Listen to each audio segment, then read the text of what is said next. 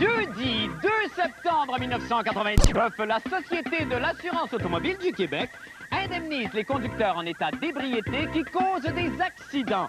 Mieux encore, les chèques leur sont remis lors d'un happy hour au cours duquel les contrevenants peuvent se faire rembourser leurs bouteilles consignées. Et les prostituées de Montréal réclament un parc public pour exercer leur métier librement. Des suggestions de nom? Le parc Maison Close ou le parc en grignotte? Rire sarcastique ou cri de jouissance? À vous de juger. Bonne fête du monde, mesdames et messieurs! Tout d'abord, des nouvelles de moi. Eh bien, vous le savez sûrement. Notre émission, La fin du monde, était à 7 h, puis à 6, et parfois à 11h53 à cause du hockey, pour aboutir finalement à 10 h. Et maintenant diffusée en reprise à 7 h le matin afin de rejoindre une tranche de téléspectateurs qui, malheureusement, nous a toujours fait des faux choix, évidemment.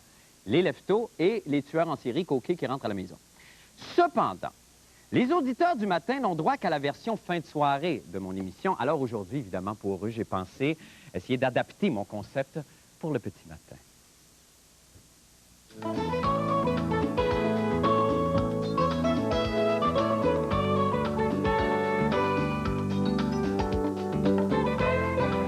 Eh bien, bon matin tout le monde, bon matin Paul. Bon matin, Marc. À vous. Alors, bon, en ce 2 septembre 1999, Paul, que nous débutons aujourd'hui, vous savez qu'on célèbre Sainte Ingrid. Alors, bonne fête aux Ingrid, bonne fête. Savez-vous ce que mange Sainte Ingrid pour déjeuner, Marc? Non, je ne sais pas du tout, Paul. Ingrid cheese. Ingrid cheese.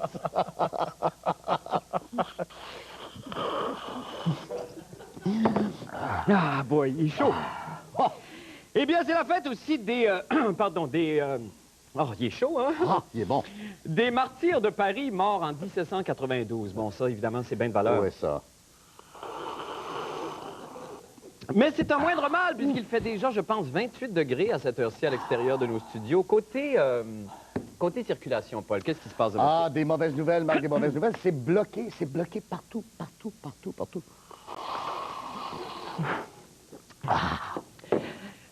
Il est chaud. Alors, les grands titres du Journal de Montréal d'aujourd'hui, si vous voulez bien, on va passer à travers ça. Paul, on peut voir d'abord ici que Mario Lemieux réalise un rêve. Il achète les Penguins de Pittsburgh. Ah, j'espère que tout ça, c'est pour le mieux. C'est pour le mieux.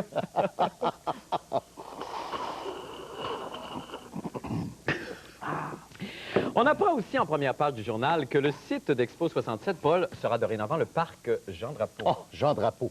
Il faut absolument que vous nous fassiez votre imitation de Jean Drapeau, Oh, Marc. Paul, mon Dieu. C'est tellement bon. Allez. Je sais pas, ça fait très longtemps oui. que je ne l'ai pas fait. Oui.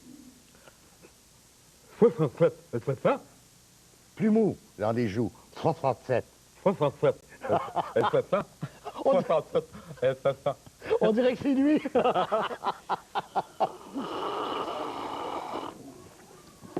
Où est-ce qu'on est rendu déjà dans l'émission, le Marco? Où est-ce qu'on est, là? Voyons, on est à Montréal. On est à Montréal. Ben oui, Montréal, évidemment. Ma ville, 67. Alors, donc, même si on apprend dans le journal de Montréal que les danses à 10, c'est non, eh bien, Paul, c'est oui pour les exercices à Bruno. Alors, si vous voulez bien, on va rejoindre en avant M. Bruno Blanchet qui va nous inviter à faire les exercices Bonjour, Marc. du jour. Bonjour, Bruno. Bonjour, Comment ça va? Paul. Bonjour, tout le monde. Alors, on y va, Bruno. Alors, on va y aller pour les ischio-jambiers aujourd'hui. D'accord, on prend un grand respire. D'accord? D'accord. Et on y va. Double step. Right, right, right, right. Double. Side, side, side, side, side, side.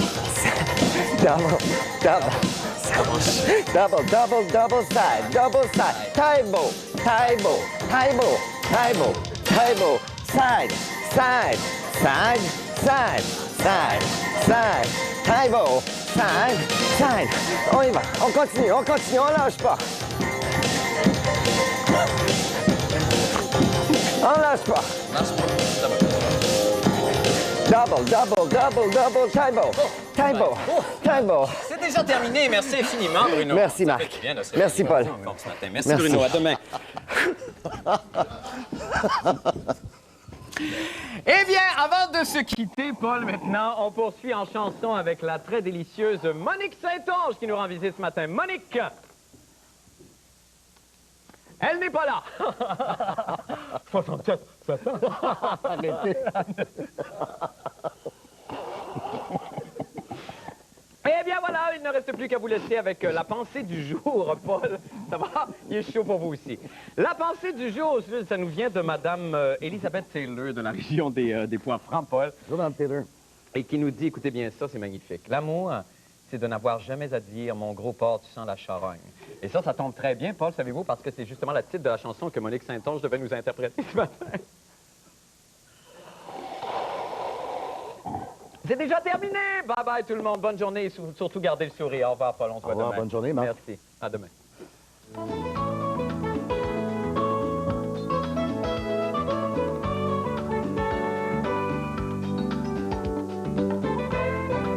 Eh bien, maintenant, pour les nouvelles de la fin du monde. Eh bien, ce soir, un groupe de prostituées manifeste afin d'obtenir le droit de solliciter leurs clients en toute impunité dans un jardin public de Montréal.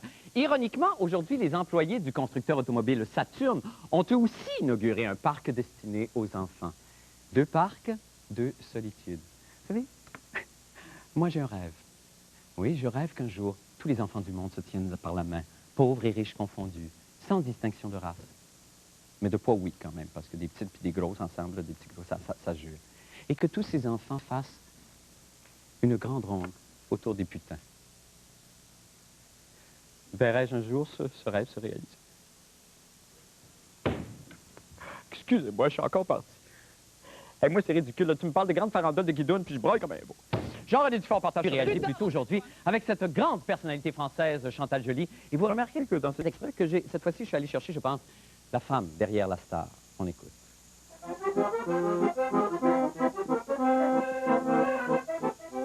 Qu'est-ce que vous avez mangé hier soir, Hier soir, j'ai mangé un gratin dauphinois et non pas un gratin lyonnais. Il faut quand même faire très attention. Le gratin dauphinois est un plat pur qui vient de notre très belle région du Dauphiné, donc, et qui se prend sans fromage. C'est très important, donc j'ai respecté la tradition de mon lieu de naissance. J'ai mangé un gratin dauphinois avec une petite salade de mesclun, vinaigre, balsamique. Tout est pur, tout est beau. C'est un bon repas.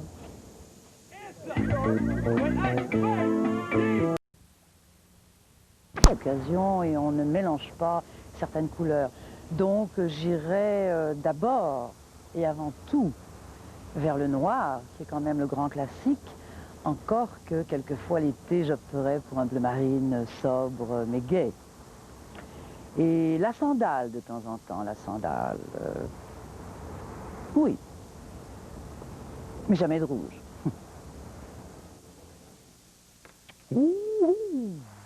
Ça ne me surprendrait pas que l'ordre mondial soit bouleversé après ça. Entre 92 et 96, la Société d'assurance automobile du Québec aurait remis 21 millions de dollars en indemnité à 1500 chauffeurs, la plupart en état d'ébriété. Puis, je comprends, moi, donnez-moi 21 millions, puis checkez-moi bien partir sa brosse. Excusez-moi, on me parle ici. Ah, vous savez, ça ne fait que 4 jours que je suis en onde, et déjà, je dois prétendre qu'une petite voix me parle dans un appareil qui n'existe absolument pas. Ah? Ah? Ah bon? Ils étaient en état d'ébriété au moment de l'accident pour lequel ils ont été indemnisés et non quand ils ont reçu le chèque. Ah! Merci! Mais c'est scandaleux! Je m'insurge! Mieux! J'envoie la diablesse blonde enquêter pour nous. Allez, Isabelle Maréchal. Mate-les. Une bouteille à la main. Une bouteille à la main. En quelque part, c'est comme encourager finalement le vice. Hein. C'est oui, vous pouvez conduire en état d'ébriété, causer la mort d'une famille complète et on vous indemnisera quand même.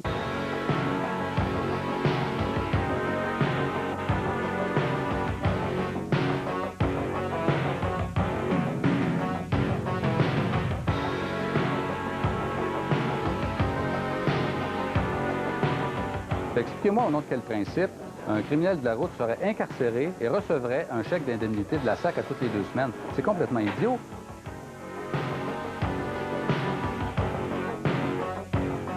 Ça crée des injustices parmi les victimes d'accidents d'automobile. Et plusieurs victimes d'accidents d'automobile ont beaucoup de frustration finalement par rapport à ce fait-là. Parce que parfois, le responsable de l'accident reçoit plus que la victime.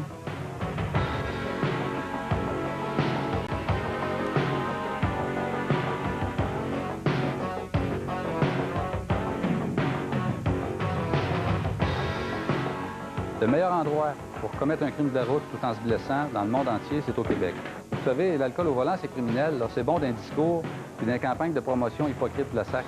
C'est pas bon dans la réalité parce que d'un côté, la SAC dit l'alcool au volant, c'est criminel, puis d'un autre côté, ils versent 20 millions à des criminels de la route. Alors expliquez-moi c'est quoi le message, là? Puis comment on va convaincre les conducteurs les plus dangereux, les plus récalcitrants d'arrêter de consommer de la boisson au volant? C'est pas pour demain, hein? Hey, c'est épouvantable, Isabelle Maréchal, mais cette loi-là qui est instaurée, c'est Mme Lise Payette, ça? En 1978, Ça n'a Marc, jamais été amendé depuis? ça n'a jamais été revisé, en fait, cette loi. Et je peux dire, on a parlé à Lisette Lapointe,